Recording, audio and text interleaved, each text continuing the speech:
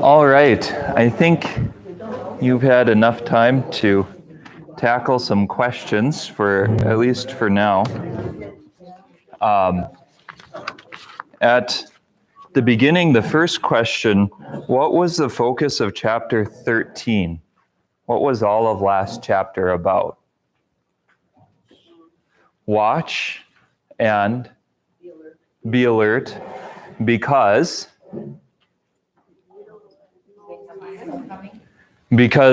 a point in time is coming, like the end, but you should be well trained to ask the end of what?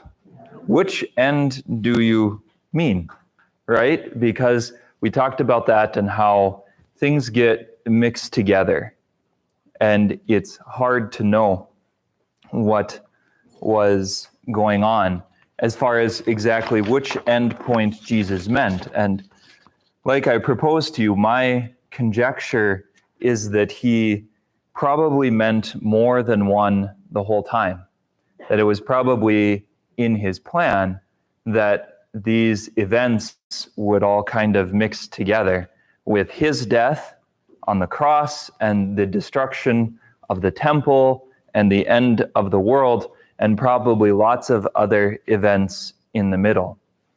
That was part of what he was trying to do. And so when we encounter prophecies in the Bible, we should read them first as applying to who? To us, here and now. Yeah. That they're first a message of warning to us. And they may predict the future in some sense, but we talked about how, like in the Old Testament, lots of the prophecies about Jesus, you wouldn't figure out till you found Jesus and saw him, and you're like, oh, that's what it meant. I think that to know the end of the world and those kind of things is going to be something that we only clearly see on the other side, and it'll be like, oh, that's how all the pieces fit together. This makes sense out of what it said, but you don't really know it before you get there. So it was kind of one story after another about the end of the world. And then this chapter begins with what? A plot on the part of the scribes and the Pharisees, a plot on the part of the Jewish leadership to kill Jesus. Now, this is already this should strike a chord with some of the things that Jesus has said. Why would this strike a chord? What's so strange about it? These are the religious leaders of the Jews.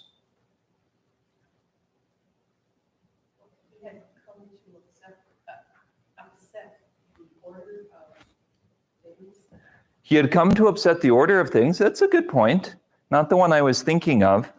It's more so that, these are religious Jews, right? Is plotting to kill someone a good thing? They're claiming, that we follow the law of God. We're the bright and the holy ones, and this usurper is the problem. But who is plotting to kill who? Here it's the Pharisees and the chief priests plotting to kill Jesus because they don't like him, because he's upsetting the apple cart, because he's causing problems. So they're trying to set up. He has done something different. Remember, I think it was back in chapter 12, but he had gone from kind of hiding in the shadows and preaching out in the countryside to doing what? He goes into the towns, and specifically in Jerusalem, he goes into the temple, and he upsets the apple carts and the money changers, and he throws things out. He gets into a debate. Remember how there was the stories of the debate with the Sadducees and then the Pharisees and then a righteous scribe who was close to the kingdom of God. But Jesus has entered much more directly into the conflict. And so now they've decided that they want to kill him. Well, they had decided that a long time ago in the Gospel of Mark, but it's entering its final stages. They're plotting to kill him. And the time of what feast is coming close?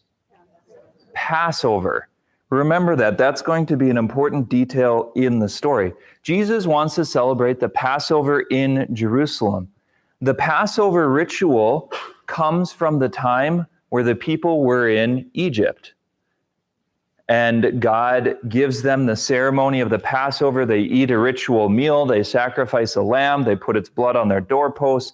They cross the Red Sea. They go to Mount Sinai. They receive the commandments. They enter into a covenant with God. And they dine and they eat with him on the mountain. So that is Passover. Passover is, in a sense, the greatest feast of the Jewish calendar, the most important one.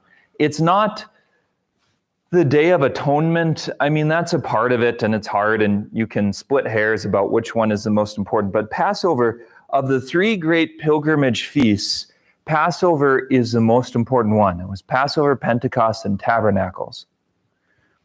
So Jesus comes to Jerusalem. He wants to eat the feast in the city. The chief priests are trying to put Jesus to death, and they're doing this by treachery. They don't want to arrest him in front of the crowds. Why? They're afraid of the people rioting. Why? People think he's awesome. The people are kind of on board with him. And that's probably the biggest problem facing the Pharisees. So this kind of arrest, this kind of trial of Jesus, is it going to be a religious trial? The answer is not really. They're going to have some trumped up religious charges, although it's going to come into the forefront at the very end where Jesus will state clearly. But it's they're doing this because of a political move. They're afraid of riots. They're afraid of the crowds going after Jesus. They're afraid of losing their power and authority. And most of all, they're afraid of the Romans, that the Romans will come in and destroy their society. Now, again, this is kind of ironic because they kill Jesus, and who destroys their society? The Romans. Like, what they're afraid of actually happens.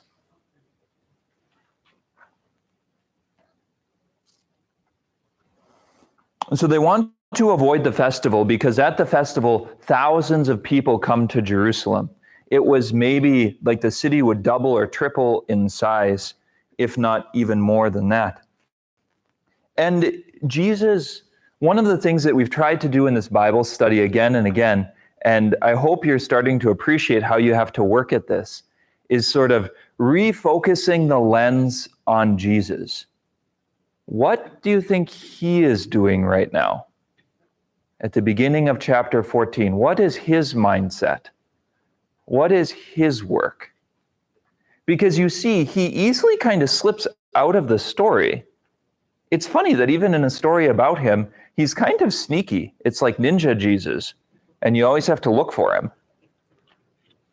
and stop and think.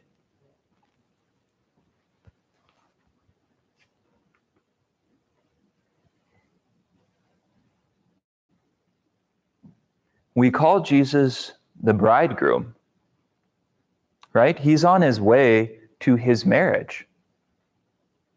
He will say at some point, I have anxiously desired to eat this meal with you.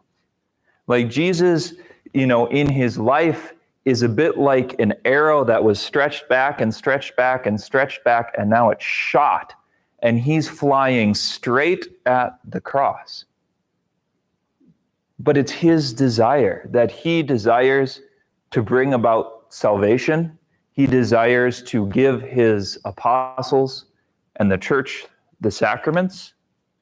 He desires the Last Supper. So you see, we have to, I think, work hard to kind of keep him in focus. Because here you have a passage where it's kind of all about the scheming of the Pharisees and the scheming of Judas and the scheming of all of these people to try and arrest him. But what's really going on is that Jesus is racing toward where he wants to be. So there's this kind of double side, there's two sides of the same coin, right? The people who are arresting Jesus think that they're in charge and they're in control. And are they? The answer is actually no. He is. So then we have this story that comes next where Jesus is anointed at Bethany. Now, this is juxtaposed, it's put next to this story of the scheming of the scribes and the Pharisees and the chief priests and the leadership in Jerusalem. And in this case, sorry, I'm kind of laughing. You won't find any tea left. I think it's all gone. I'm sorry.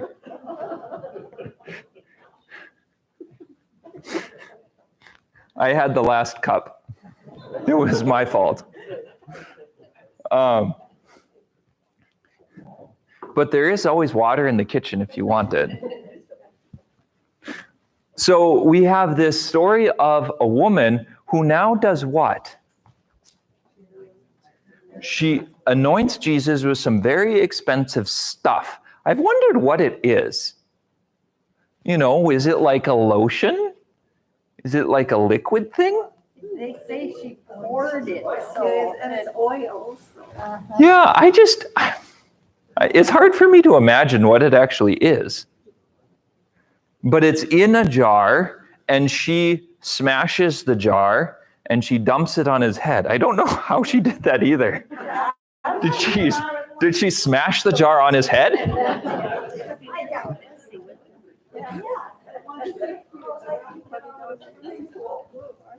I think in one of the other Gospels, it mentions that the fragrance of this anointing filled the entire dwelling. Like she dumped the whole thing on him. Now, this is, again, quite a contrast, because what could you say about this woman anointing Jesus? They probably didn't do that. So there's something against social convention here. That's a part of it. What else?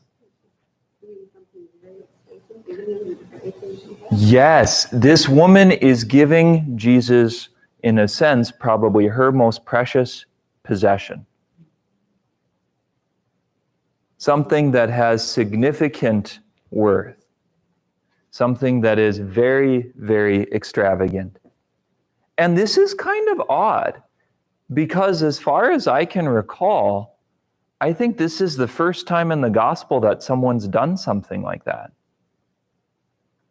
Not that no one ever did in the life of Jesus, I'm sure they did, but I think she's the first one that's mentioned doing this. Giving Jesus a kind of extravagant, lavish gift that would be fit for a king. And you see how the story is, like, knowing the story is kind of, you're able to put the pieces together in a different way, because we would say that Jesus is a king. Like, she's actually right. Now, how do the apostles react?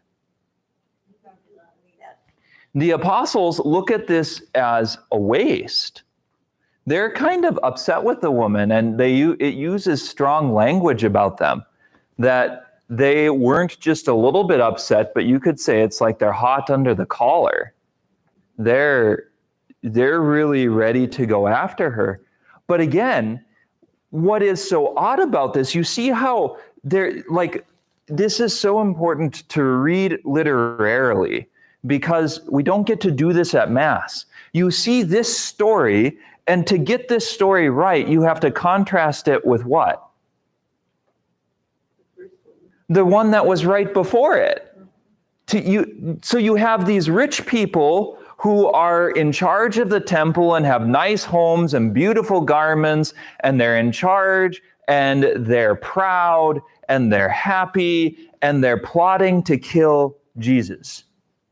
You have this woman who maybe was poor and maybe wasn't. If she had an extravagant gift like this in her house, it's unlikely that she was among the poorest.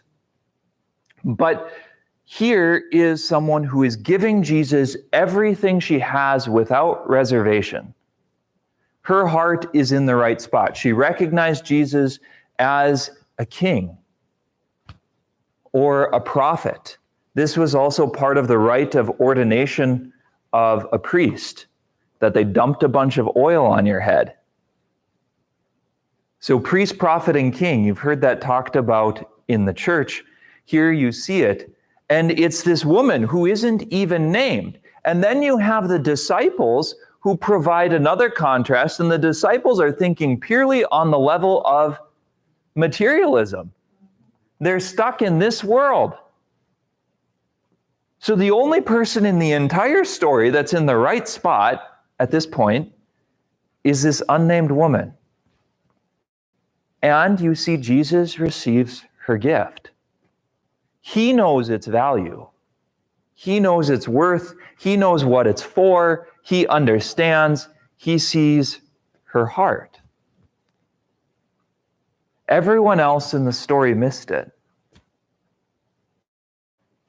So this is one of the reasons why I like doing this Bible study in this way, is when you start comparing stories one after the other, what it helps is it draws out so much more of the meaning, because you don't get the same picture of sort of the intensity of emotion at this point in the story unless you've read all the stuff that comes before it, or at least the chapter before it.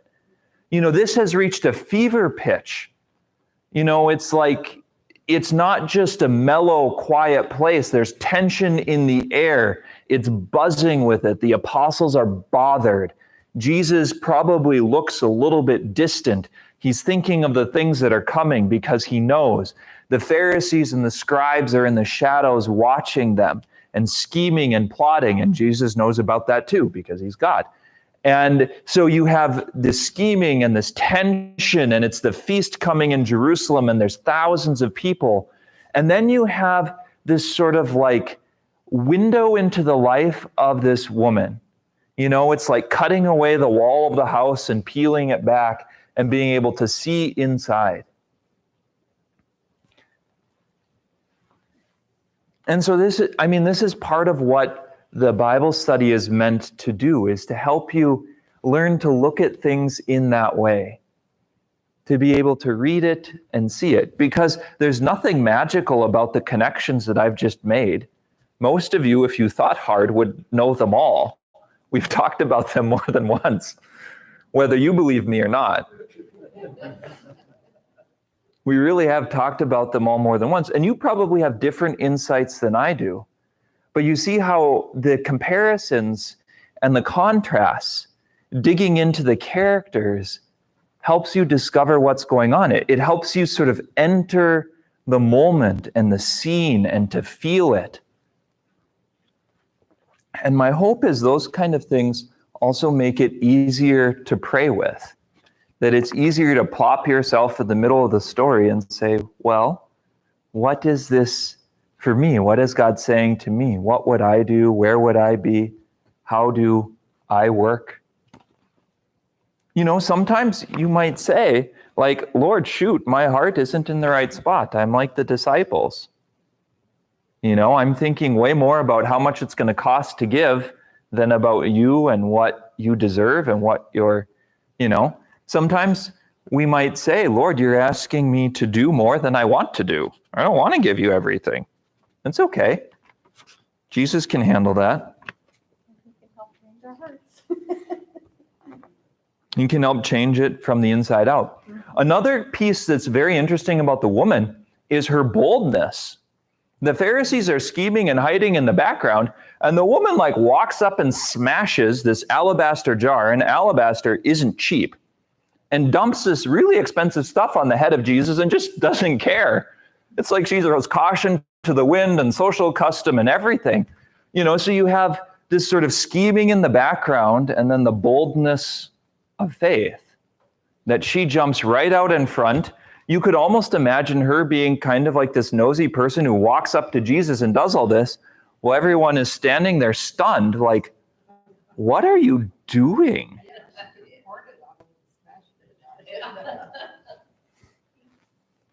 You wonder, but she has this kind of boldness. I think one of the lessons we can draw from this is the primacy of worship. That worshiping God comes first. That we're called to love him above everything else on earth, above spouses and families and children and home, even above life itself. But at the same time, you know, or you should know, that actually in worshiping Jesus, in opening our hearts to worship, we find what true life is. What you think you're giving away and what you think you're surrendering is true, and it's a real surrender, but the reward is actually that you discover the truth. The reward is that you find what you're looking for. But this is a hard lesson because we can love things in this world a lot. And that's not, in a way, that's not a bad thing. We're made to love. We're made to be loved. We're made to give ourselves. But you see, a little bit like this woman in the story, you know, Jesus says at one point, like, no one who hears my call and sets his hand to the plow or turns back to his plow is worthy of me. You know, even to hesitate for a moment is outside of the kingdom. And it's not, I mean, you know, there's no claim that this is an easy way to live.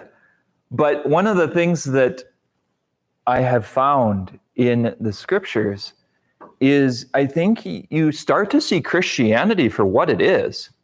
Like, real Christianity should scare the snot out of you. Like, it's not a comfortable thing. It's not an easy thing. It's not a nice thing that you do on Sundays.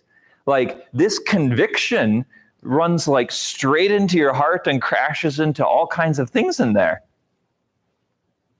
You know, we do love things in this world too much. And some things we think are good, and so we think that we can love them more than Jesus, and we hold on to them, you know. And in the Gospels, what you can find is yourself face to face with Jesus, who is a living God, who's uncomfortable. He's a wild lion, as C.S. Lewis would say. You know, there's something in God that's unfamiliar and foreign and strange and big and broad and powerful and majestic and beyond us. But when you meet God who's like that, you're on the right track. When you meet God who is the God of a health and wealth gospel, and it's fluffy, it might be something, but it's not biblical Christianity.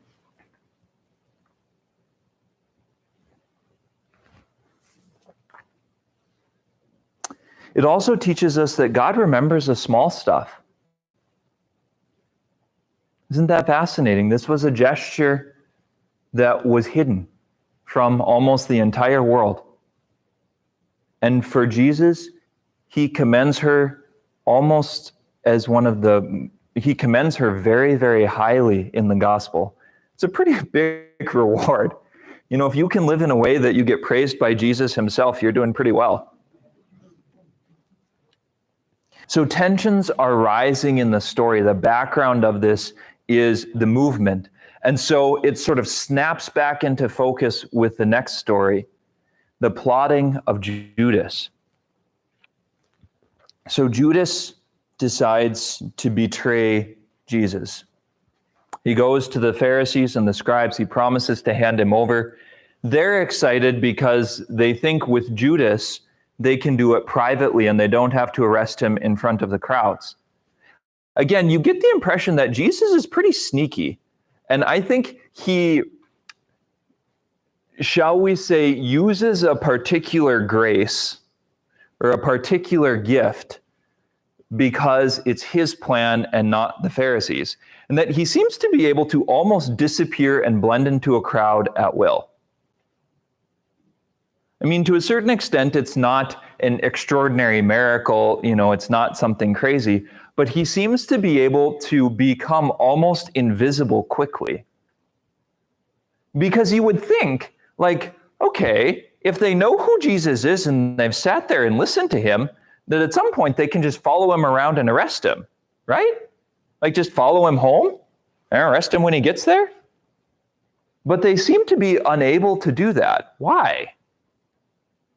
Well, I feel like you have to come to this picture that when Jesus doesn't want to be arrested, you ain't going to find him.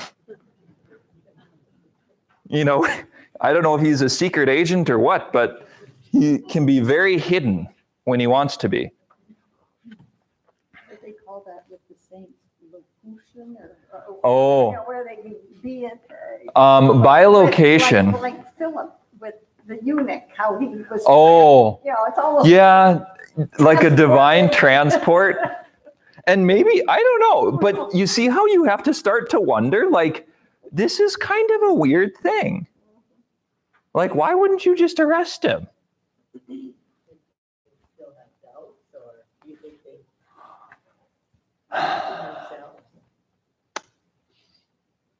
I think some of them did. Probably one in particular, Nicodemus, in the Gospel of John. I mean, there's some tension behind it that you don't see either, that not all of the Pharisees wanted to arrest Jesus or kill Jesus. Not everyone in charge was against him. Enough people were that it happened, but yeah, I don't know. There's something about when you set your mind to do something evil, that it's easy to get kind of hardened in that direction. It's hard to break out of the course that you're going. Do you think that they were hoping that something like this would happen, that somebody who was with Jesus would turn him in and kind of take a little bit of a... They might have, yeah. It might have been a kind of justification she mentioned. Were they hoping that someone with Jesus would kind of hand him over, that would betray him? Maybe it makes them feel less bad about themselves. They're probably trying to justify it. That part, yeah, I could see that. When we act, like, this is one of the principles of morality, is that for human people, actions are in the world, but they also shape us, and it becomes easier to act again in that way. So you've probably seen this with your kids. You know that it's important as much as you can to stop them from going down the wrong path the first time. Why is that so important? Because once they've done it once, it's much easier to do it again. Once you've been down the road once, it's hard, much, much harder to get off it. And that's true for evil things. It's not quite as true for good things. Good things seem to be much easier to derail. But it definitely happens for good things as well. I mean, it's one of the reasons that we talk about growing in faith and holiness, is the more we grow in love of God, the more we follow him. Easier is probably not quite the right word, but we become more likely to continue to respond to grace and to continue to move in that direction than we were before.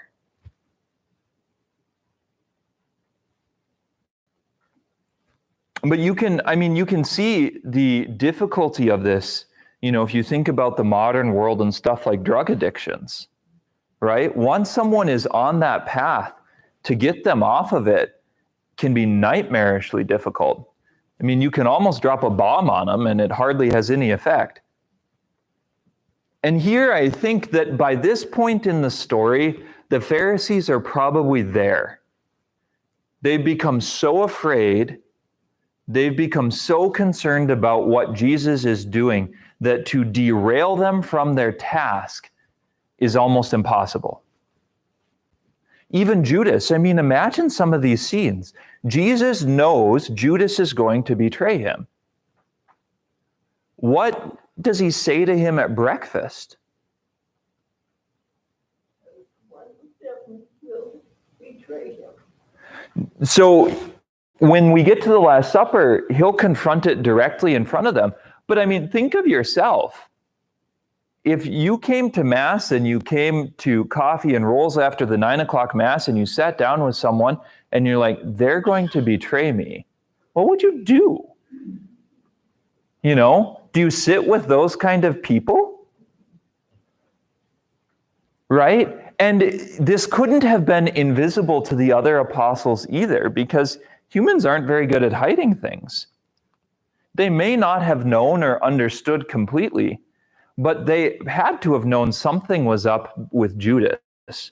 Like, he's responding differently than the other 11 are to what Jesus is saying.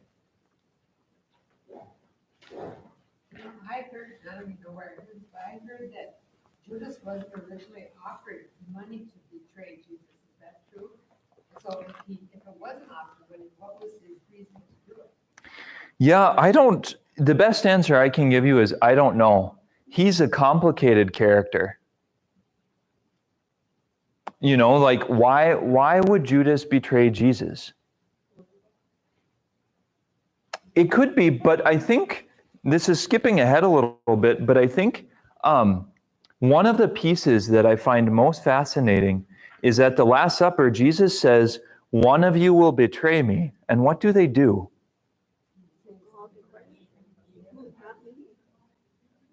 Is it I?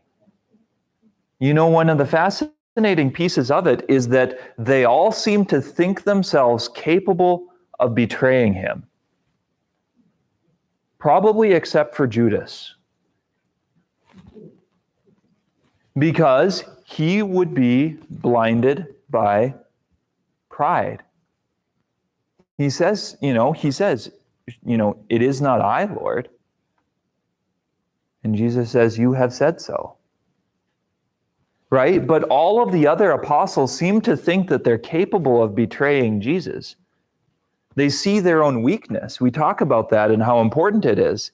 You know, that one of the greatest dangers in the Christian life is that we get a big head, that we think we're good at this, that we start to say, oh, I'm on the right path. You know, when we're there, the other disciples are much more conscious of their weakness and their tendency to fall.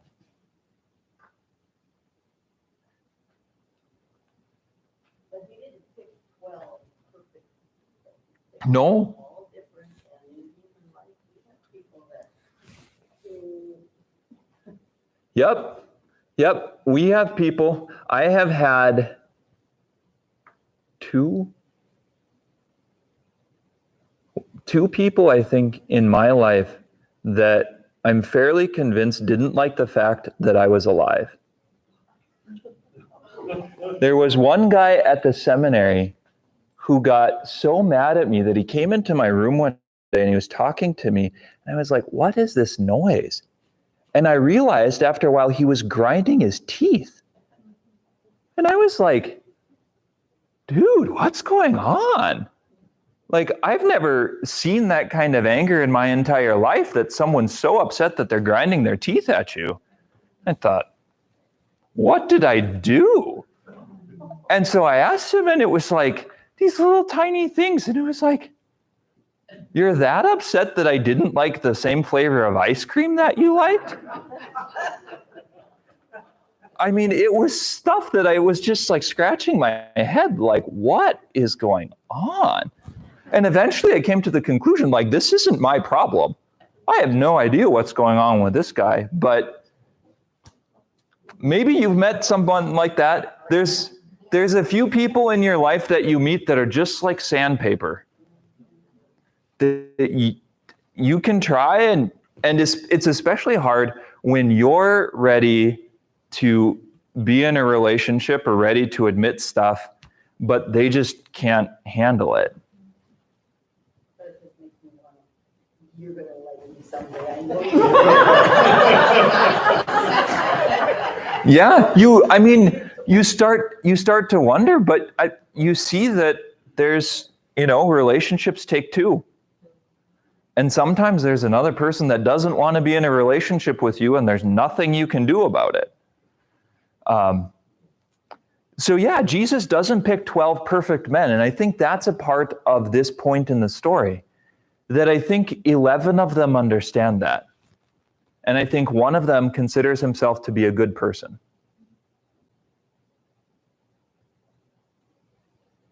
And I mean, again, I think it's these kind of things should be a bit uncomfortable for us. This should rub a little bit. This should be like sandpaper. We should have to take a step back and say, wait a minute, could it be me? Could I betray Jesus? And to a certain extent, I hope your answer is yes, I could. Because when you realize that, it also opens the door for something else. When you realize that you could, you're ready to ask for help. You're ready to say, Lord, I am capable of this. I could go down this path. In fact, it's kind of an attractive path. Maybe it's not to betray Jesus directly, but it can be about a million other things. I'm inclined. And I know that I'm weak. And so what do? You ask for help. You ask for help from God. You ask for help from people around you. You open your heart, and you can find strength to make it through some pretty crazy stuff. Do you think Judas asked for help? He probably didn't think he was doing anything wrong. Do you kind of see it? Once you're ready to admit this could be me, you're in a great spot, because Jesus is our Savior, not our good person mentor buddy who's going to bring us along the right path. Jesus is the one who rips us out of the jaws of death, because that's where we would be. We need salvation. And so, it's like, well, that seems backwards, but I can tell you that it works. The people that commit the worst sins, the most difficult people in your life, I would suspect, are the ones who will never be wrong.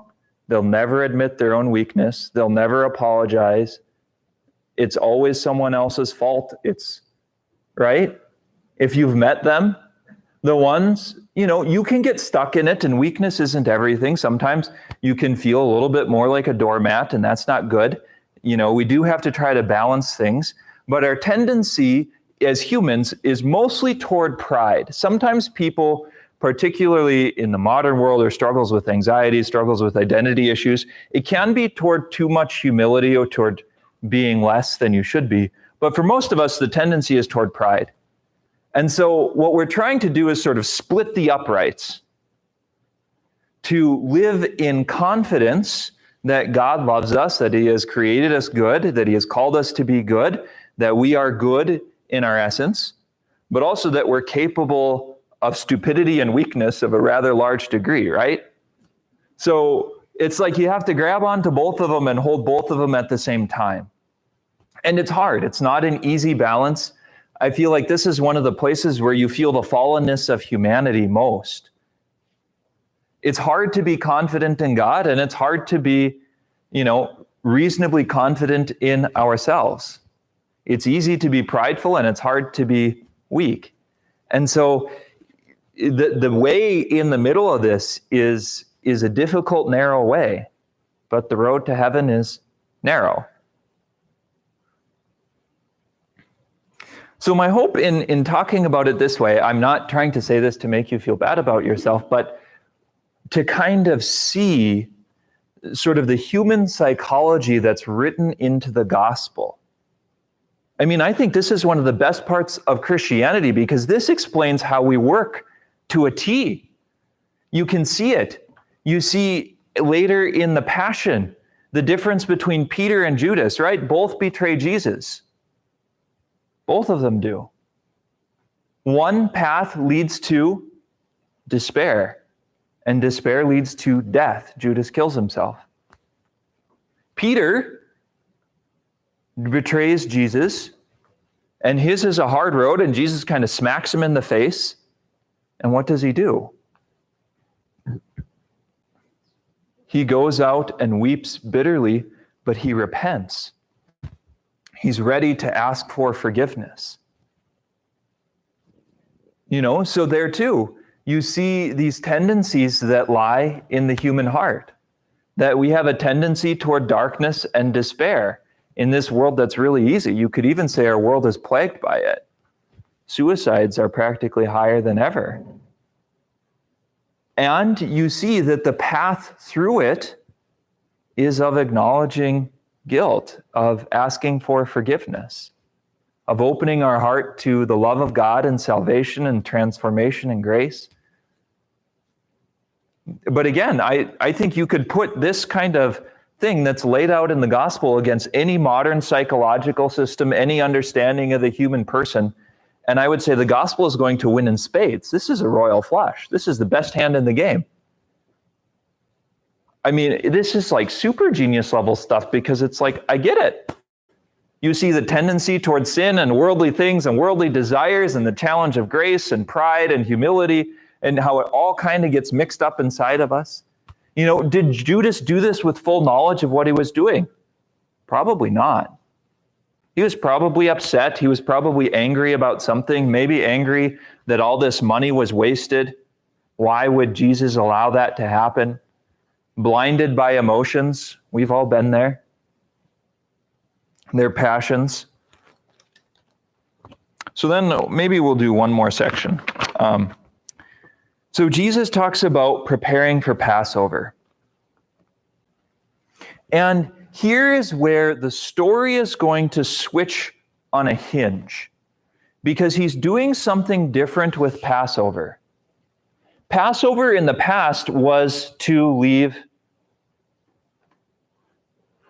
the land of Egypt to go to the promised land.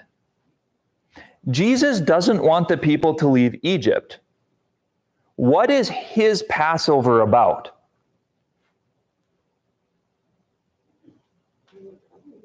A new covenant that does what? That saves us from sin, to pass over to heaven. So you see, sort of at this crescendo, this grand moment of the gospel. It's been building and building and building and building. And now this is like the bang that happened last night. Did you guys hear? It was a lightning strike at like 11:30 that had to hit something close to the church because it banged. I mean, the walls shook, the whole thing. I was like, I thought actually maybe the church got hit. It wouldn't have surprised me. It was, this is like the bang, right? All of a sudden, this entire picture is going to snap into focus because Jesus has been talking about a Passover and about an Exodus, and now it's revealed that it's an Exodus from sin. That it's salvation in the blood of the Lamb of God. That it's not about a physical place on earth, but about passing over to heaven. That this is like the entire life of Jesus is summed up in the moment. This is the buzzer shot when time's running out. And so all of a sudden at this moment, it's like the entire picture, if you didn't know the story already, shifts into focus. Because all of a sudden it's, wait a minute, this is what it's about. Jesus is going to save his people from their sins by suffering and dying on the cross and offering his life for ours. So he prepares to eat the Passover, and it talks about a man carrying water.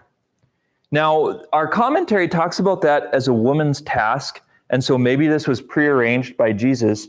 I was reading another book that I think has a better answer, because there's puzzles here that we have to sort out.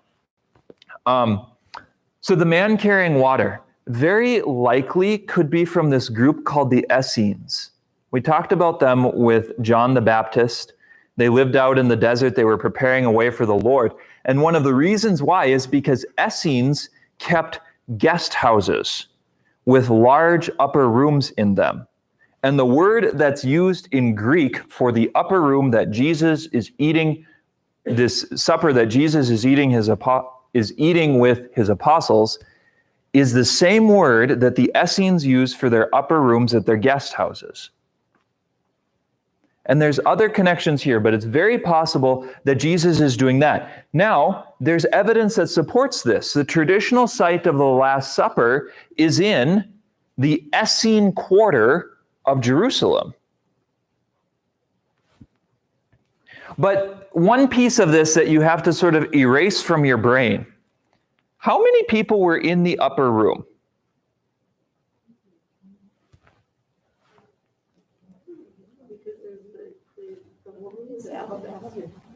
Well, the alabaster jar woman was earlier. She's kind of receded into the background. Although in one of the Gospels, I think it sounds like someone comes in and anoints Jesus' feet. Or maybe that's earlier too. It's hard to put the timeline together. But my point is that we get this idea in our brains that the upper room is enormous, like a gymnasium. The truth is, the upper room is probably the size of something like a modern bathroom. Like, you have to understand how different our concept of space is, how different the size of homes is. Most ancient homes would fit inside of even small modern homes. So when you have in your mind an upper room, think of a bit more intimate setting than you're probably used to. It was big enough to have a table. It's very unlikely that Jesus and his apostles all sat on the same side of the table. That's artistic. No one does that. Sometime have people over to your house for supper and put in all the leaves in your kitchen table and all sit on the same side and see how it works. When you do that, you can only talk to like one other person, right? Or two other people on each side of you, right? So again, you have to kind of erase that from your brain. It's a good artistic tradition, and it's artistic, but it's probably not real. It's probably... Well, usually they have tables in some fashion. Maybe they ate on the floor. They might have. We don't know. They also ate reclining. Have you ever tried to eat reclining? This is like if you're laying on the couch and you're laying sideways, like eating food isn't easy. But why do they eat reclining? Is there a different word? Nope.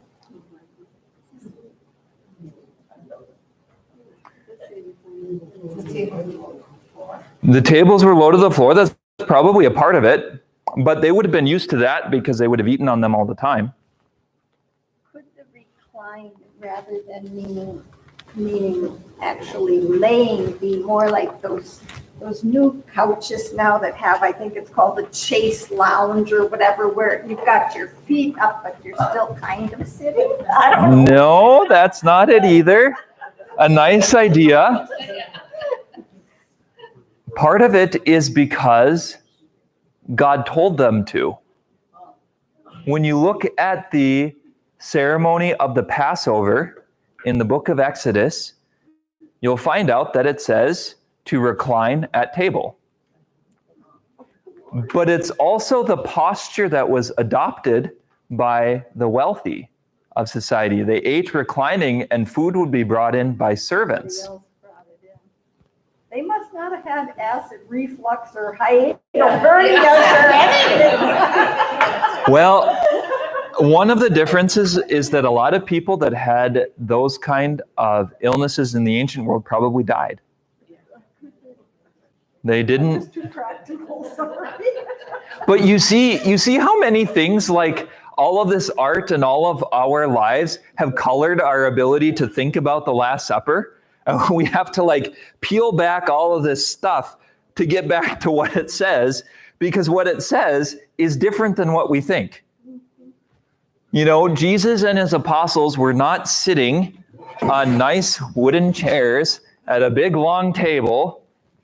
You know, they weren't. They were laying down. Sometimes I wonder if Jesus does this on purpose so that it's uncomfortable. Because if you've never tried it, you should try it sometime. Try to eat a meal kind of reclining on your side. And it's like, what do I do with this arm? You know, if you try and reach out and grab something, then you fall over. So you can only eat with one arm. But they also, so in the Middle East today even, it's still much more common to share dishes. Like there would be big dishes where everything was put that were laid in the middle, and you would often take like a piece of bread or flatbread or something and reach in and grab a chunk of whatever and then eat it, right? But if you know that, then it makes way more sense what Jesus says about dipping in the dish with me. Because they're sharing dishes. And they were all, right. So you see that it's what Jesus says, like the one who has dipped in the dish with me is the one who will betray me. The apostles would be like, it was all of us.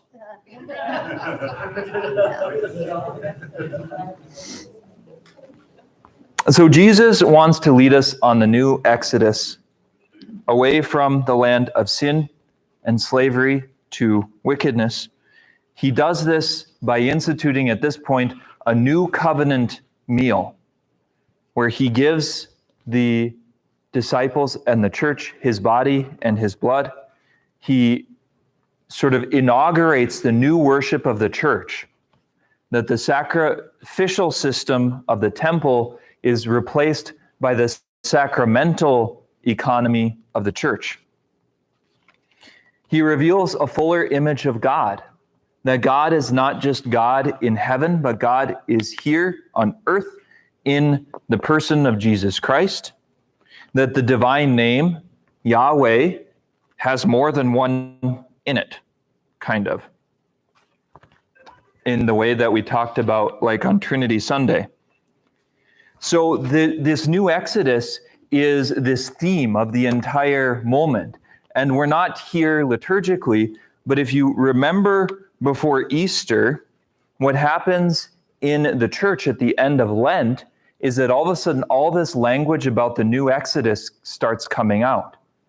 It comes out most clearly when Jesus speaks with Moses and Elijah on the Mount of the Transfiguration, and it actually tells us what they were talking about.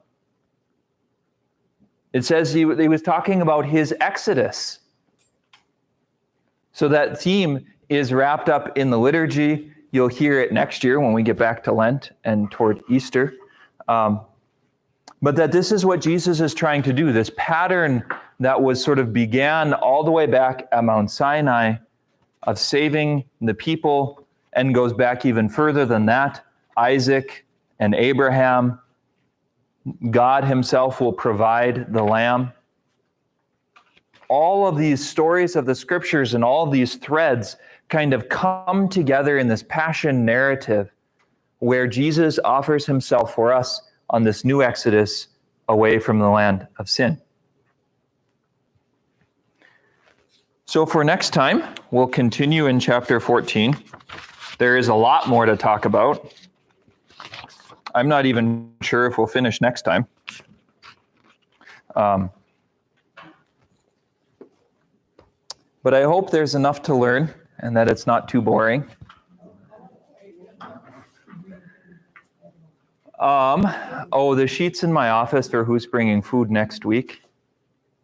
Oh, wait. Let's see. Oh, next week is okay. In 2 weeks, I'm not sure what Bible study will be in the morning. So we can talk about that a little bit.